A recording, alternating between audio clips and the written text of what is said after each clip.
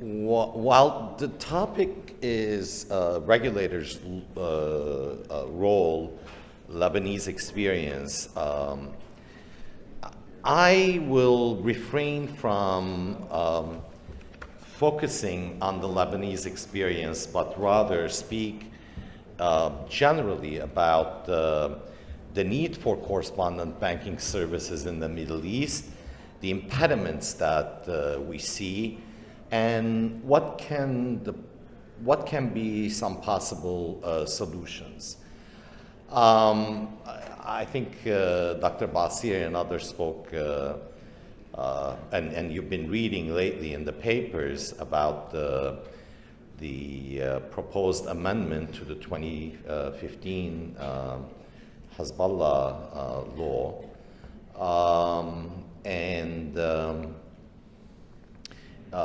Dr. Basiri was very, very correct in saying that there needs to be a dialogue, and there needs to be a dialogue soon with the U.S. government and the administration to tone down the current amendment, because there are three things that are quite alarming. Number one, the tent is much bigger, or will be much bigger under the new amendment than it currently is. It includes not only Hezbollah, but Amal, specifically mentioned, as well as all associates. Go and figure out, anybody can be an associate of those two. I can be an associate. I have many friends, who lean toward that side. Am I an associate? So the second thing is that the proposed amendment, and I say proposed because nothing is final in the U.S. until it's final. Nothing. So right now, this is just a proposal. It can change drastically, it can change a little bit, or it can change none, and all of that really depends on you, the country, what you do.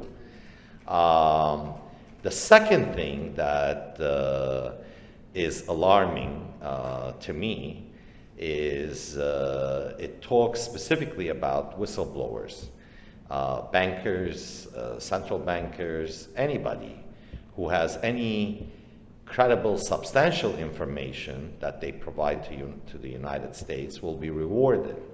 Now, many people have asked me during my brief visit to Lebanon, well, if anybody is going to collect, I don't know, 50,000, 100,000, 200,000, whatever the reward is, they know they're going to be killed the next day. Well, yeah, but it doesn't say monetary reward, okay?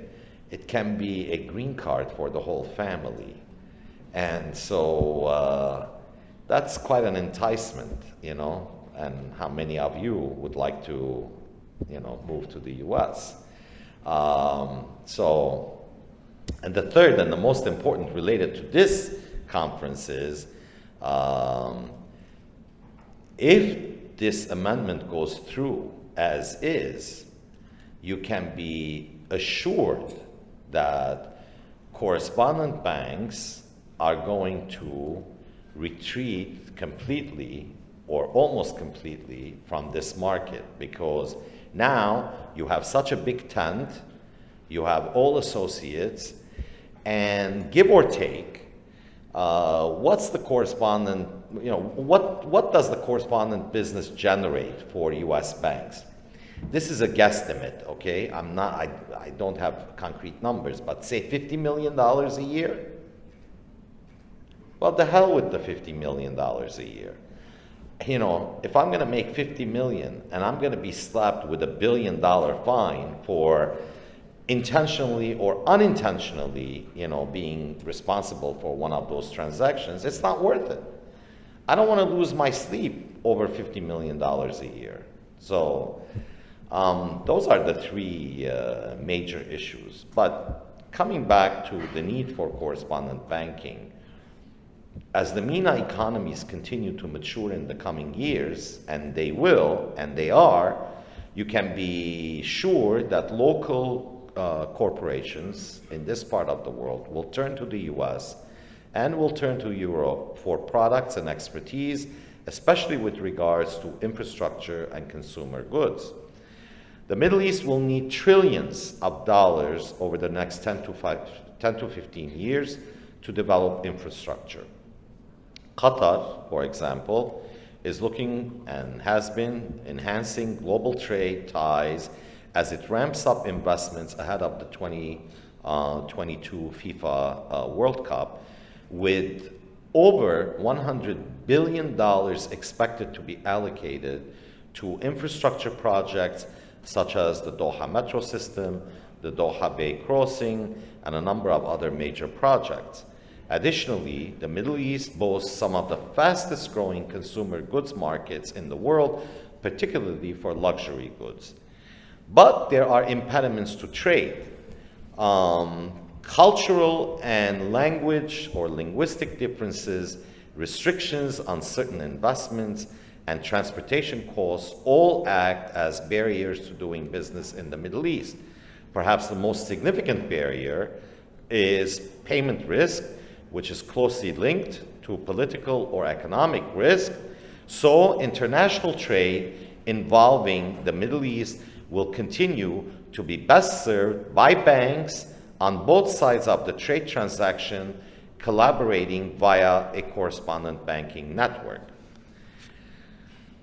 A correspondent banking relationship can be seen a business partnership between a Middle Eastern and a global bank that combines the local knowledge and presence of one entity with the transaction expertise of the other.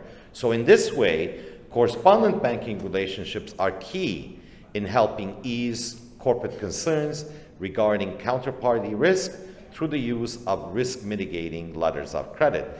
Consider how susceptible Middle Eastern trade partners are to changes to political or economic circumstances, and how those environmental factors might affect an otherwise perfectly creditworthy trade partner's ability to fulfill the terms of a contract. In such situations, the on-the-ground expertise and presence of local banks in the Middle East becomes invaluable.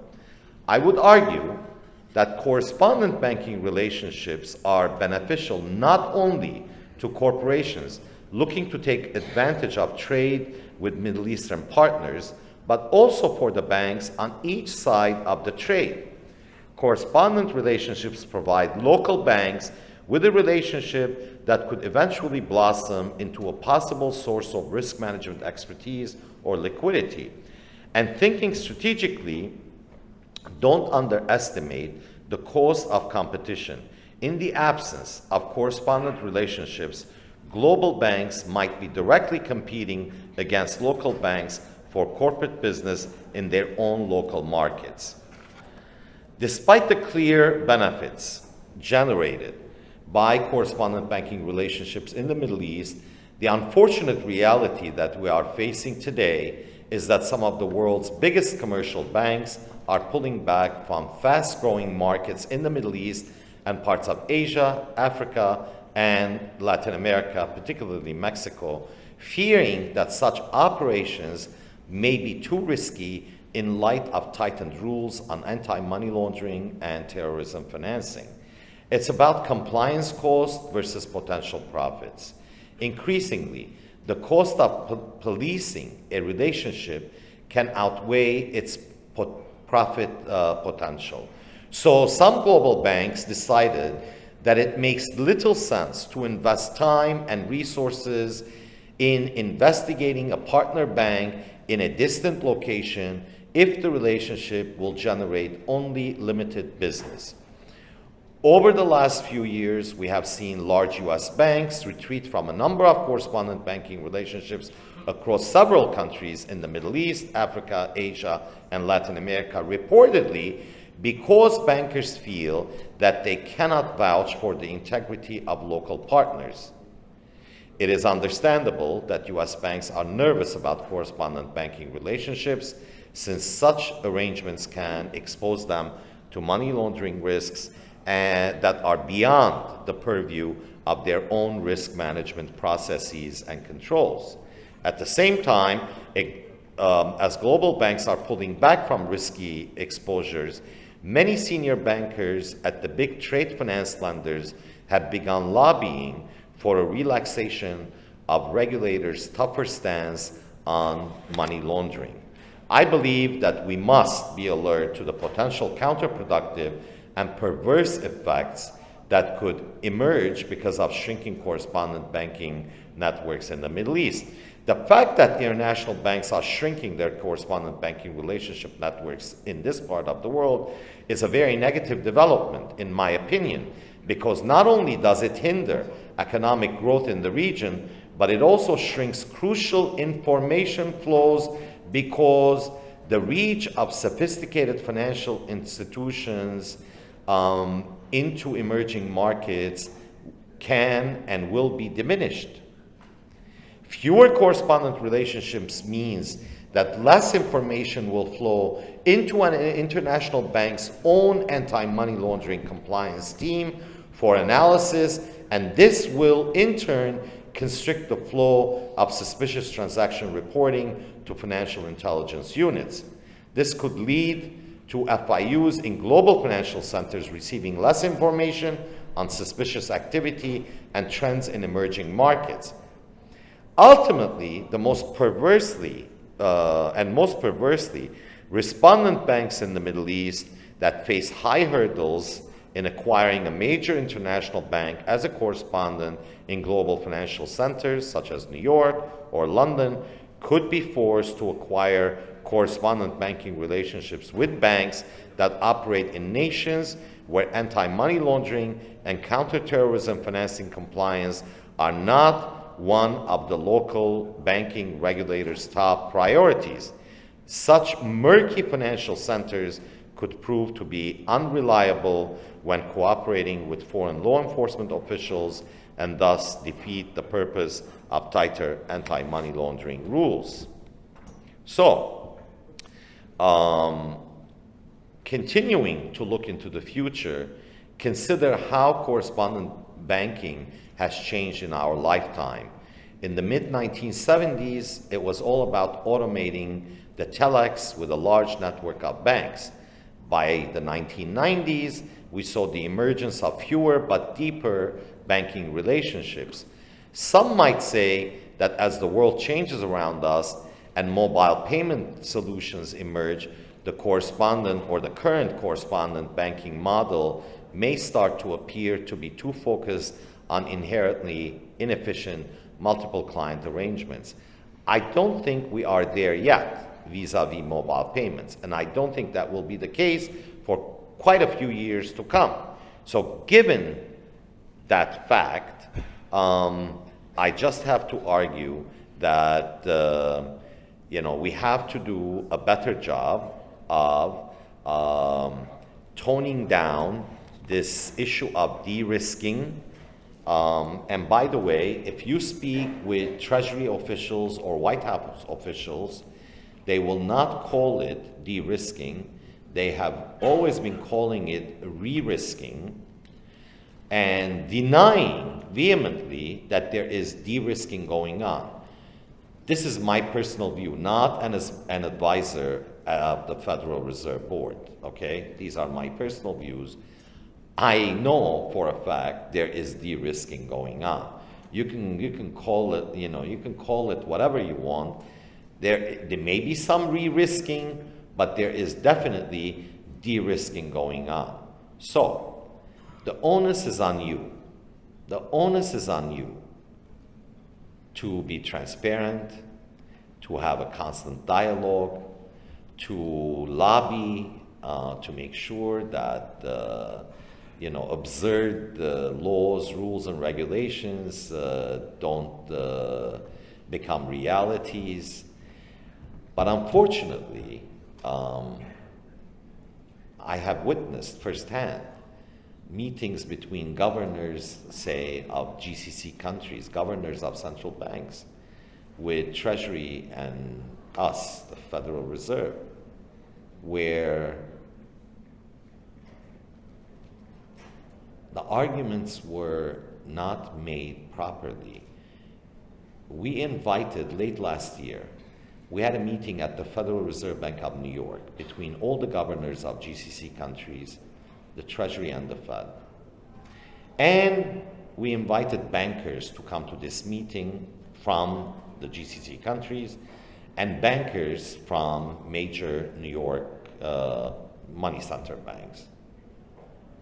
Well, the bankers they brought were all the top, squeaky clean, those who have absolutely no risk of losing their correspondent relationships. So we're sitting there and discussing de-risking, and I'm thinking, where are the banks that have been de-risked? Where are they so they can bring their arguments so that, the likes of JP Morgan Chase, Citi, Boney, Bank of New York, and others who are sitting around the table, they can hear, because I want to hear their answers to those banks. Why did they de-risk? None of that happened. And the governors, were,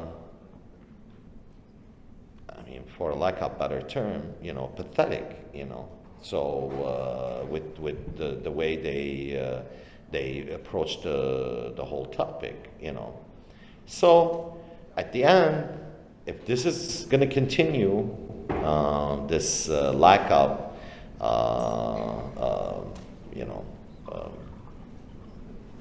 proper representation, the de-risking is going to continue. So I'm going to stop right here and give